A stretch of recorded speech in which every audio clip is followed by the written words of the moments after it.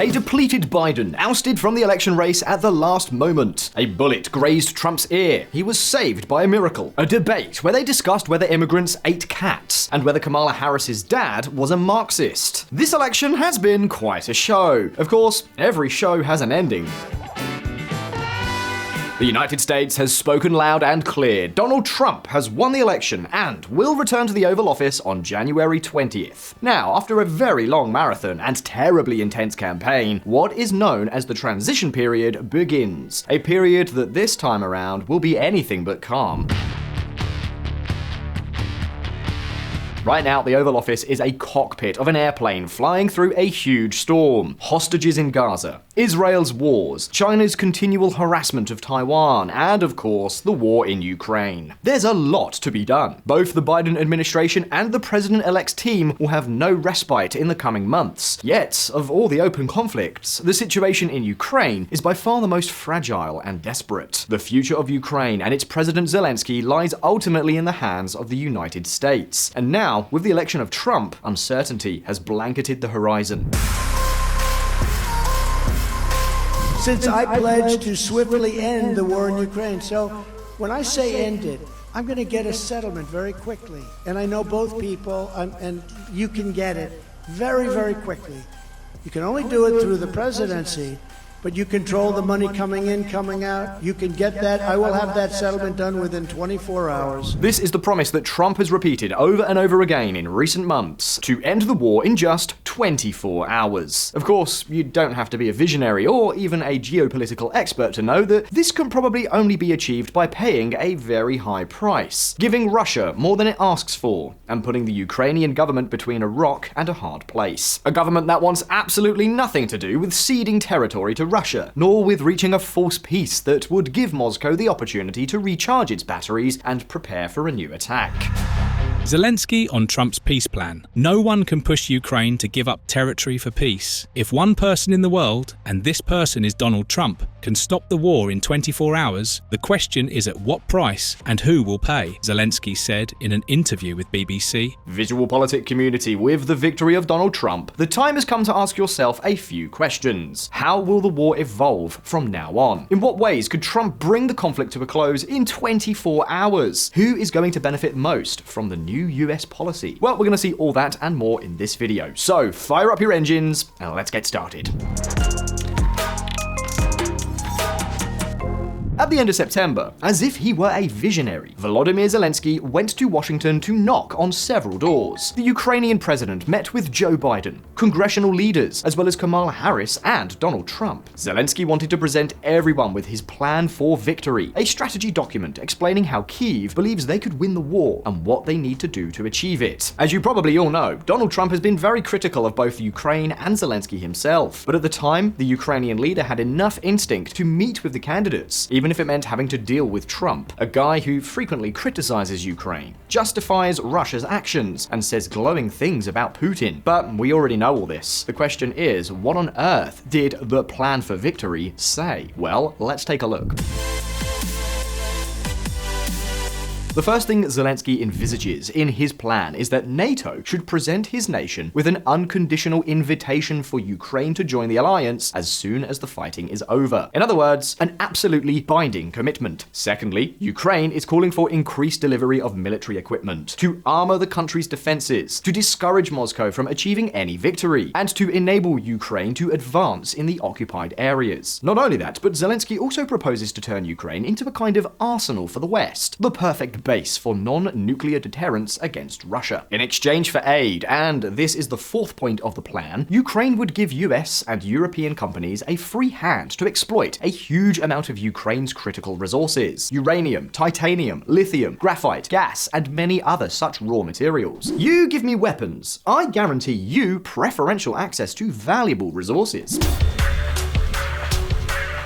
And that's not all. As the fifth and last point of this curious plan, Zelenskyy made the US leaders another offer. He must have told them something like this. Let's see, in Ukraine, we've become a military power. We have a lot of equipment, an emerging and promising ammunition and military equipment industry, and tens of thousands of troops with combat experience. We offer them to you. Once the war is over, if you help us, Ukraine can take care of supporting the security of a lot of European countries, and thus free up a lot of American troops so that you can focus on your number one priority, China.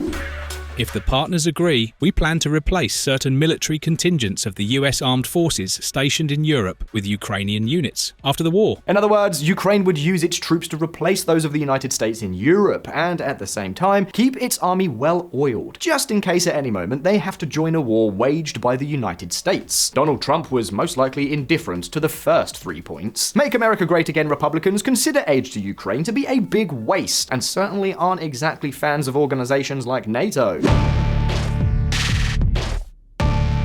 However, what perhaps did capture the attention of the current president-elect were the last 2 points. Ukraine is offering them free and preferential access to their most valuable natural resources and also a lot of troops to support their missions around the world, starting by allowing them to withdraw a large part of the 100,000 troops that the United States has deployed in Europe. Well, after presenting this plan to Donald Trump, Zelenskyy posed with the president-elect in front of the cameras and openly said in front of Trump that they would both like Ukraine to win this war. And this may seem like a small thing to you, but the president-elect did not correct him. Not at all. That was considered a breakthrough because in the debate between presidential candidates, Trump avoided answering Kamala Harris about whether or not he would like Kyiv to defeat Moscow. I think we have a common view that the war in Ukraine has to be stopped and Putin can't win and Ukrainians have to prevail, and I want to discuss with you the details of our plan of victory. Note the details. Zelenskyy was smart enough to find a point of consensus. The war has to stop, but we can't let Putin win either. Maybe there's a middle ground. In truth, Zelenskyy didn't have much choice. And something he did get, in the following weeks, Trump came to refer to the Ukrainian president as an honorable leader who was unprotected by the Biden administration, even if he did go back to blaming it all on Zelenskyy again. Trump blames Zelenskyy for starting war with Russia. But, you know, Trump's kinda like that. But the point is that Zelenskyy has a plan, but Trump's team also claims to have one. In this regard, Trump's vice president, J.D. Vance, speaks bluntly. Vance says Trump's plan to end war in Ukraine could include creating demilitarized zone. In a podcast interview, J.D. Vance also said a peace settlement could involve barring Ukraine from joining the NATO alliance. If we're ever going to end the war in Ukraine, fundamentally at some level, we're going to have to engage in some sort of negotiation between Ukraine, between Russia, between our NATO allies in Europe, and that's just a necessary part. So we have the Zelenskyy plan and the Trump plan. Both plans envisage the war ending, but to what extent are they compatible? Ukraine didn't talk about negotiating with Moscow, at least until it had a position of strength, but Trump seems to want to shelve the conflict as soon as possible. So what can the US ask of Ukraine and Russia? New government, new priorities. Well, Trump's intentions regarding Ukraine are not yet known. Zelenskyy made him an offer, and both the president-elect and his vice president are aiming for a negotiated exit. The Wall Street Journal has leaked that Trump's plan might include freezing the war, establishing a demilitarized zone along the new border, and continuing to support Ukraine with weapons to deter future attacks. It would be a Korean-style solution, but nothing is confirmed yet. And that brings us directly to a very clear question. But does that mean that they do or do not accept the Ukrainian offer? What can we expect their position to be? Well, to try to understand, or at least approximate how Donald Trump will act towards Ukraine, we first need to know who will be responsible for implementing his foreign policy. Right now, we don't exactly know that either, but what we do know is the three names of those who are likely to be crucial in understanding the role that the United States will seek to play in Europe over the next 4 years. The first of these is Elbridge Colby, who is currently known as none other than the architect of Trumpist foreign policy. And of course, he's expected to be a part of the new government at a high level. Well, in 2021, he published the book entitled The Strategy of Denial: American Defense in an Age of Great Power conflict. In it, he describes how he believes the United States should act in the world, and take note because he gives us many clues. There is thus no strategic need to add new states to the alliance. Washington could reasonably support adding easily defensible states, but it should not agree to add Georgia or Ukraine to NATO, because both are highly exposed to Russian attack while offering no meaningful advantage. It's the same thing J.D. Vance has said on several occasions. Coincidence? Difficult to say.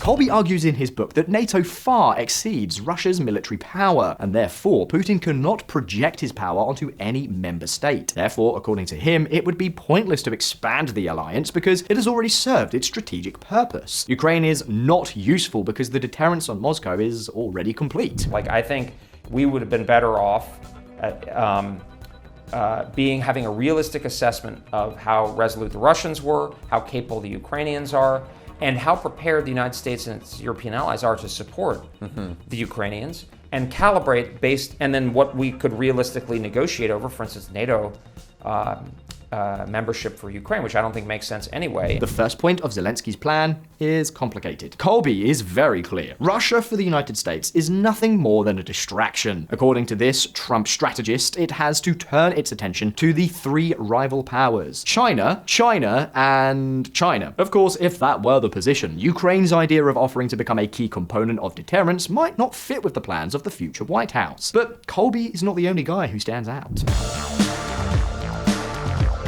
Among the senior officials surrounding Trump, we also have Keith Kellogg, who previously worked as the president's national security advisor. Well, when NATO met in Washington last July, Kellogg organized several meetings with leaders of member countries to begin building ties. Then, the European and American press confirmed a common message for all of them. Trump will make each country of the alliance spend 2% of its GDP on defense, period. Which is also no longer very far from the new post-war reality in Ukraine. In the same vein, we find Rick Grenell, who already worked with Trump as US ambassador to Germany. Well, it was precisely at this stage that Grenell was known for threatening Merkel that the US would withdraw troops from the country if Germany did not increase its defense spending. In fact, several German parliamentarians went so far as to call for his expulsion. I think we can say that with Grenell, Berlin and Washington had their worst relations in a long time. Staunch Trump ally Richard Grenell to end tumultuous tenure as US ambassador to Germany. Wolfgang Kubicki, vice president of the German parliament, at one point said Grenell was acting as if the United States were still an occupying power here. Well, it's suspected that Grenell, along with Kellogg, would be in charge of managing relations between the White House and Europe, with one very clear objective: that the European NATO countries begin to empty their wallets, including paying for the deployment of American troops. And naturally, the question is, if the new administration is going to be so obsessed with money, is it really going to be willing to fund Kyiv? Well, there are doubts. Within Trump circles, it's said that any defense initiative in Europe is tantamount to wasting resources and money, that if Europeans want to protect themselves, they will have to pay for it themselves. So, let me say it again. This makes points 2 and 3 of Zelensky's plan complicated. But that's not all. Zelensky has offered the United States certain privileges, but he has competition. The president-elect has already said on occasion that he would like to lift economic sanctions on Russia with the idea of strengthening the use of the dollar. Shall we translate? There has been many economic interests that have been damaged by this war, and others that have sprouted as well. For example, of the funding the US has given Ukraine since the beginning of the war, much of it has been spent on huge arms contracts from within the United States. We're talking about billions spent by the Pentagon to replenish ammunition and equipment delivered to Ukraine. We're talking about the money that the US government puts up to pay the companies that then deliver their military production to Ukraine. And we're also talking about investments to increase the capacity of the US military industry. This has some political benefits. First, assistance to Ukraine is increasing US military production as the Pentagon renews its arsenals. This may eventually prove critical to maintaining a well-oiled and well-supplied military. In other words, if you want the US military to maintain its advantage over Chinese forces, you need to have a robust military-industrial complex. And that basically happens by placing orders. Therefore, much of the money that has gone to Ukraine has ended up at home. And that, as you can see, generates significant political and also economic incentives. This in itself feeds points 2 and 3 of the Zelenskyy plan. In this case, as you can see, it's a bit of a mixed blessing. But VisualPolitik community, Trump's plan may have another problem. The last winter, Trump will return to the White House on January 20th, in the middle of winter, just at the time when the fighting is generally less ambitious and more static. A good time to try your luck with a ceasefire agreement. However, there's one problem: game theory. The president-elect already knows the Russian demands for stopping the war. That Ukraine renounce NATO membership and withdraw its troops from the occupied regions. Along those lines, the US could force Ukraine to accept those conditions with a very clear threat. Either you accept, or I withdraw all support, and Russia will come for you. However, the Republicans couldn't afford to see Russian soldiers parading through Kyiv or invading new areas of Ukraine. And for Zelenskyy and the Ukrainian government, that may be an advantage in negotiating their position. And so we're back to square one. That could cause the conflict to drag on, and Trump would have to maintain military support for Ukraine at the risk of seeing Russian advances that would sink his reputation. Of course, this is just one possibility, which perhaps the Ukrainians will study. But let's not fool ourselves either. The truth is that Trump's coming to power leaves Ukraine in a position of enormous weakness. And this is concerning because if Russia gets its way, won't that be a clear incentive for the satraps of half the world to follow in Putin's footsteps? The only way to avoid this is to reach an agreement that is not a gift to Russia. But could Trump pull that off? Isn't the 24-hour period a notice of surrender? All of us here sincerely hope that things go well for Ukraine. VisualPolitik community, you saw it in this video. Zelenskyy has a plan with which he seeks to buy the will of the United States. It's a plan that clashes with the Trump team's apparent thinking, which, truth be told, doesn't leave us very optimistic. But having said that, the questions are now over to you. What will be the final outcome? Will Zelenskyy succeed in convincing Trump, or do you think Trump will leave the Ukrainian people to the wolves? Will the new administration achieve a peace that is good for Ukraine and does not encourage the tyrants of the world? Leave us your thoughts in the comments. And now, very important, if you liked this video, please give it a like, and don't forget to subscribe to VisualPolitik. Thank you so much for watching till the end. All the best. I'll see you next time.